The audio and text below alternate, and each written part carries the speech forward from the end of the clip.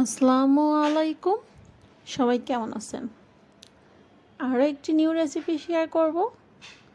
তো আজকের রেসিপিটি হচ্ছে তান্দুরি চিকেন। তো তান্দুরি চিকেন আমি যেভাবে করে থাকি সেটাই আপনাদের সাথে শেয়ার করব। তো ফার্স্টেই হচ্ছে চিকেনটার লুকটা আপনাদেরকে একটু দেখিয়ে দিলাম রান্না করার পর কীরকম হয়েছিল। তো এখানে হচ্ছে আমি একটি মুরগির দুটো লেগ পিস আর হচ্ছে বুকের যে অংশটা, বুকের দুই পাশটা আমি নিয়ে নিয়েছি। আমি 4 জনের জন্য এখানে করছি। তো বুকের পিসগুলো যেহেতু একটু মোটা হয়ে থাকে, এর মধ্যে যাতে মশলাগুলো বেশ ভালোভাবে ঢুকে তার জন্য আমি এভাবে চিড়ে দিচ্ছি। আর এখানে হচ্ছে মশলাগুলো আমি রেডি করে নিচ্ছি। তো ফার্স্টেই হচ্ছে আমি প্যাকেটের যে তান্দুরি মশলাগুলো আছে, যে কোনো ব্র্যান্ডের আপনারা নিতে পারেন, ওটা নিয়ে নিচ্ছি। এই মশলাটার মধ্যে না সব ধরনের মশলা দেওয়া থাকে, একটা ভালো ফ্লেভার আসে। আর এর মধ্যে আমি দিয়ে দিচ্ছি একটু পানি। পানিটা দিলে হচ্ছে মশলাটা একটু সফট হবে, নরম হবে, এই জন্য সামান্য পরিমাণে পানি ব্যবহার করলাম এখানে।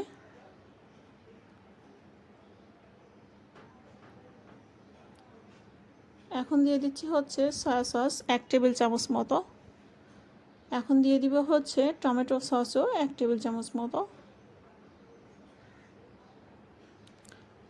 কেউ যদি একটু সস বেশি খেতে চান তাহলে আরেকটু বাড়ায় দিতে পারেন, আমি আমার টেস্ট অনুযায়ী দিচ্ছি। এখন দিয়ে দিচ্ছি হচ্ছে আদা রসুন বাটা, দিয়ে দিচ্ছি হলুদের গুঁড়া, দিয়ে দিচ্ছি মরিচের গুঁড়া,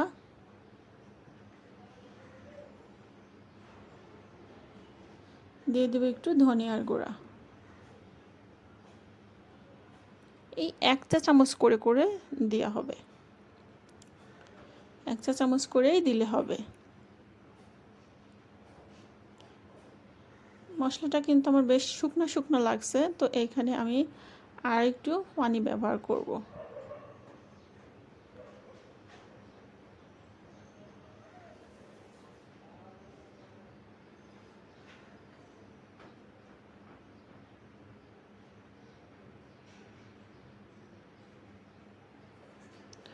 সরি, ফার্স্টের দিকে হচ্ছে আমি দিয়েছিলাম জিরা বাটা, আর এখন দিয়ে দিচ্ছি হচ্ছে আদা রসুন বাটা দিয়ে আরও একটু সামান্য সয়া সস দিয়ে আমি একটু মেখে নিচ্ছি। তো সামান্য আর একটু টমেটো সসও দিয়ে দিচ্ছি এখানে, মনে হচ্ছে যে আমার একটু কম কম লাগতেছে, তাই জন্য আমি আরেকটু পরিমাণ বাড়িয়ে দিলাম।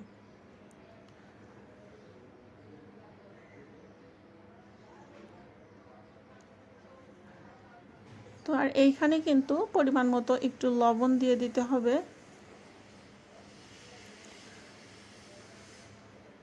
আর সামান্য পরিমাণ লেবুর রস দিয়ে মশলাটাকে সুন্দর করে একসাথে মেখে নিতে হবে। 1 ফালি লেবুর রস দিলেই হবে।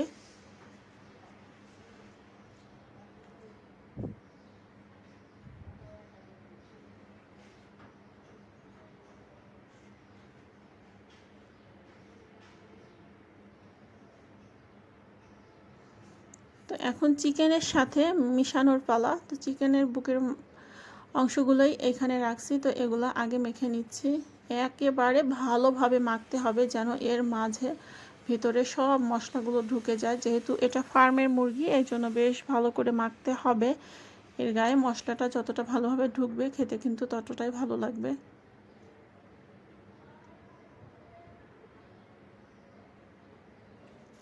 আর মেখে বেশ কিছু সময় রেস্টে রাখতে হবে, একেবারে কমপক্ষে হলেও আধা ঘন্টা 40 মিনিট রাখতে হবে। এখন লেগ পিসগুলোও আমি দিয়ে দিচ্ছি। আসলে ফ্রাই করাটা ওরকম দেখানোর কিছু নাই, মেন হচ্ছে এই যে ম্যারিনেট করাটাই হচ্ছে এই চিকেনটার মেন।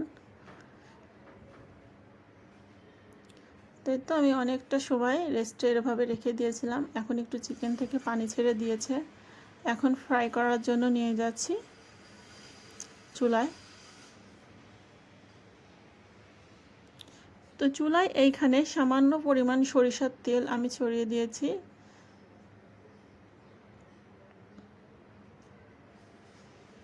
তো ফার্স্টে চিকেনের লেগ পিস দুটোকে আমি এখানে দিয়ে দিচ্ছি। তো এইগুলা কিন্তু কিছু সময় পর পরই উল্টায় দিতে হবে, না হলে কিন্তু মশলাটা বেশি পুড়ে যাবে।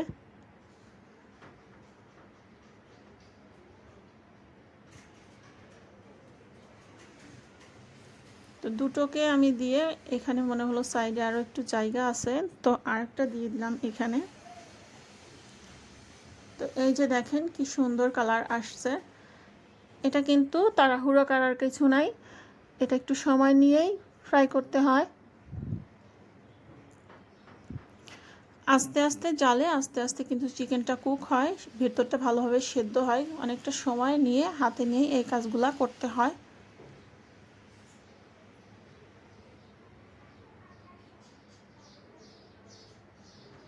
তো এই তো আলহামদুলিল্লাহ আমার চিকেনগুলো বেশ হয়ে গেছে।